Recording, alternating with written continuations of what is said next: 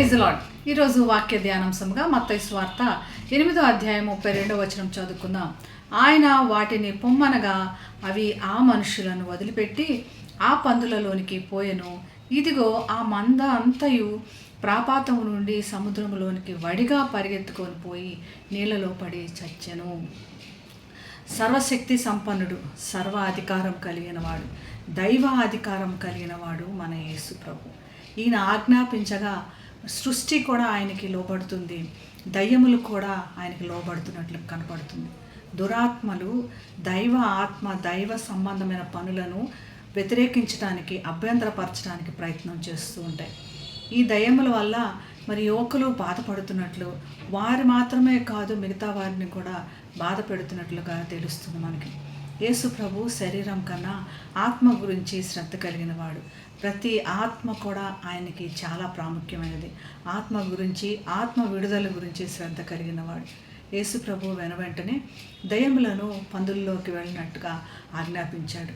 మరి పందులు కూడా మరి దేవుని సృష్టి కదా అంటే, మరి మోషే ధర్మశాస్త్రం బట్టి అవి అపవిత్రంగా కనపడుతున్నాయి మనకి. వాటిని వారు ఆచరించకుండా మరి పందులను మేపుతున్నట్లుగా మనకు కనపడుతుంది. వీటిని నిషేధించడం, వాటిని దూరపరచడంగా కూడా ఇక్కడ వివరిస్తున్నాడు. మోషే ధర్మశాస్త్రానికి కూడా లోబడాలి అని తెలియపరుస్తూ పందుల్లోనికి ఆ దురాత్మలు వెళ్ళినట్లు కనపడుతుంది. మనిషికి విడుదల కలుగజేయడానికి దేవుడి ప్రాముఖ్యత కలిగిన వారు ఆ విడుదల వల్ల మరి ఎంతోమందికి సాక్ష్యంగా ఉన్నారు, ఎంతో దైవ శక్తిని చూపించిన వారిగా ఉన్నాడు. దేవుడు మనకు విడుదల దయచేసేవాడు.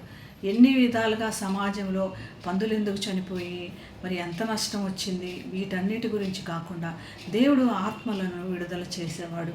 మరి ఆ దయ్యములు పట్టిన వారికి విడుదల కలిగి చేసినట్లుగా మనకు కూడా దురాత్మలు మన మీద మరి ప్రభావం చూపాలని, దేవుని కార్యములు జరగకుండా చేయాలని చూస్తూ ఉంటాయి. కానీ దేవుడు మన గురించి శ్రద్ధ కలిగిన వాడని ఈ వాక్యం ద్వారా ధైర్యపరచబడి దేవుని స్తుతించి మహింపడుతాం. ప్రార్థన చేసుకుందాం. పరిశుద్ధమైన యేసయ్య, నేను గనపరుస్తున్నాం తండ్రి. మా ఆత్మ గురించి శ్రద్ధ కలిగిన వాడు, మా ఆత్మల విడుదల గురించి శ్రద్ధ కలిగిన వాడు, నీకు వందనాలు. సర్వశక్తిమంతుడు, సర్వ అధికారం కలిగిన వాడు ప్రభు. నీ ఆత్మతో మమ్మల్ని నింపి, మా కుటుంబాలు నింపి, మమ్మల్ని వర్ధల చేయమని యేసు నామములో ప్రార్థిస్తున్నాం తండ్రి. ఆమేన్. Have a blessed day. God bless you.